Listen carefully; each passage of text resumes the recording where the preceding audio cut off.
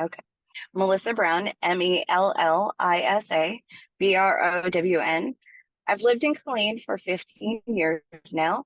We got here in 2008 when my husband was stationed at then Fort Hood, now Fort Cavazos. I was on the city council as an at-large member from 2020 until 2022. Perfect.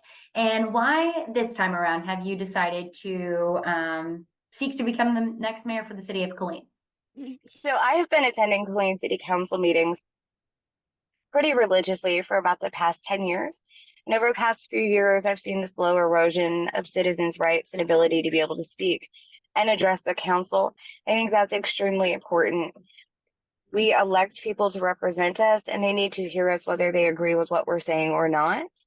And even though the mayor may not have a vote on any of the items, the mayor does have influence over what the council does through their opinion.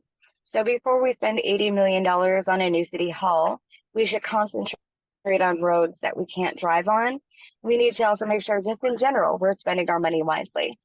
And then finally, I think that when it comes to things like KDC and SitCog, the mayor has a very strong influence over making sure incentive monies are spent in such a way that we're able to get the benefit for the residents who currently live in Killeen. And that should be through manufacturing, distribution, and logistics, things that we already have the skill set for and are transferable from Fort Hood MLS.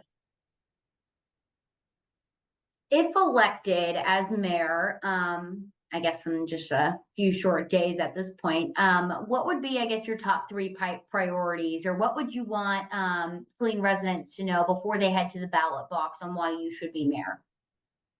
So my first priority is making sure that citizens can address their elected officials at the meetings and that they're getting answers to their questions. We shouldn't have secrets behind the walls at City Hall. I think number two that people should know is that I've been a strong advocate for the city of Killeen. I give credit when credit is due, but I also ask the difficult questions and demand accountability from anybody who's coming up and asking for money. We need to make sure our money is being spent wisely. And then three, I am an advocate for keeping fees and taxes as absolutely low as possible. I understand how that process works. And just because we might reduce a tax rate, it doesn't mean your tax bill is going down. So educating the public and making sure that the council is even educated on that. I guess, how has the campaign trail been going? How's the campaign season been going? What are you hearing, I guess, from constituents or the voters in Killeen when you are out campaigning? So I think that this is going to be the closest mayoral election Killeen has seen in a very long time. Every single vote is going to count. There are a group of people who strongly support the incumbent. There's another group of people who are really just ready for change. And that is what I'm out here to do, is try to make a change in the city of Killeen. So there's a lot of excitement behind it, one way or the other, a lot of tension from both sides. I think who is going to get across the finish line first, and in first place, and have that mayor seat. So the only thing I can say is it's important for everyone, regardless of who you're supporting, to get out and vote. There's still several days of early voting left, tomorrow and Friday, and then Monday, Tuesday, and Wednesday, and then election day is May 4th. If someone hasn't gotten the chance to meet you, what is one thing, I guess, you would want them to know about you, about if you were to become the next mayor? What is like that one thing you'd want them to take away from? I'm an advocate before anything, an advocate and representative. I'm not a good politician. I don't say things just to make people happy. If I'm telling you something, it's because I firmly believe it and it's the truth. So I think that it's also important for people to know that I understand what it's like to make hard decisions, have to make very careful budgeting decisions. I grew up in poverty. I aged out of foster care. So I've lived through the struggle and made the hard decision every single day to get myself to where I'm at right now. The city is kind of in that same situation where we're getting into a financial pinch. We need to be very careful and diligent about where we spend the money, where we have development, where we don't have development, to make sure that services for everyone are still available and we're not overstretching what we have. We have firefighters and police officers, EMTs right now that we're really pushing them to their limits.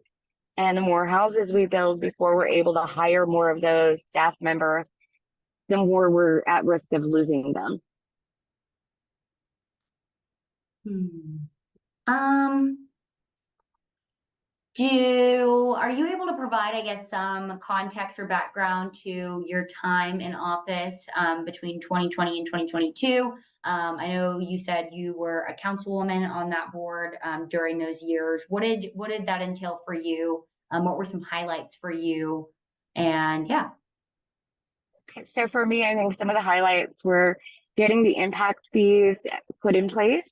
That is so that developers, as they're coming in and putting in these subdivisions and these strip malls, they are having to pay their share of the cost of the infrastructure. It's not completely on the citizens and the taxpayers anymore. I also was the key to helping get the streetlight ordinance changed, which makes our streets less dark and makes it safer for everyone. So instead of every 1,200 feet, now we have streetlights every 600 feet in neighborhoods. Makes it safer, makes crime less likely to happen. I think some of the other things were the traffic impact analysis. That is something that I championed and brought forward. And again, that is so that developers, when they're putting in these new subdivisions, they have to pay their share of the cost for roads that are going to have to be built to accommodate them. It has always been about making sure we're not putting all of the burden on growth on our citizens. We're making sure that it's spread out across the people who are bringing that growth in. And then on KEDC, every time I voted, I wanted to make sure that at least 50% of the jobs for anyone getting incentives went to residents who currently live in Killeen. So we benefit from the money that we're putting out. Awesome. Maybe last question for you. I know every city and every town has, their issues, and obviously some are big talkers compared to others. Is there one issue, I guess, in the past year or two that has really stuck out to you that you would like to see resolution change? Yeah, Yeah. So so Killeen is in the process of doing a North Killeen revitalization. And in the process of that, we're doing a lot of stuff in downtown. We have a lot of homeless and unhoused people who have traditionally stayed in that downtown area who are now being moved around and displaced because of how quickly we're doing it. Property values are rising. People are getting priced out of their apartments or their homes that they've lived in for years. I think one of our first priorities, one of my top priorities would be to advocate for a way to make sure we're bringing in the stuff that will allow people to continue to live in their homes and afford it, and coming up with a humane plan to assist the homeless in bettering their position if that's something they're looking for. But if not, at least making sure that they're being cared for in a way that we're not spending a lot of unnecessary money on EMT bills and ambulance bills because they're getting sick and we have to take them to the hospital. And um, once we do that, I think that clears up crime. And sorry, once we do that, I think that helps to clear up some of the negative image in downtown.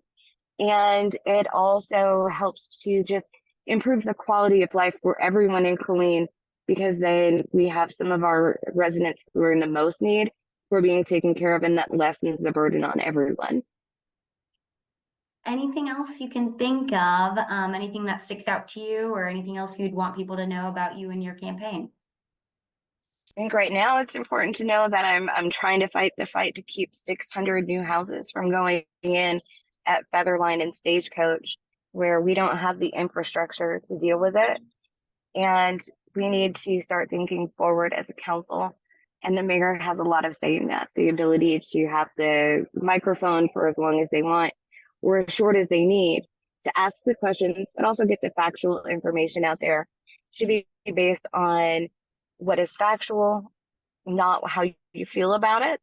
And the way people are treated should be fair and equal across the board. The same rules for citizens and for council members, and everything should be based on policy and not personality. And also make sure you vote.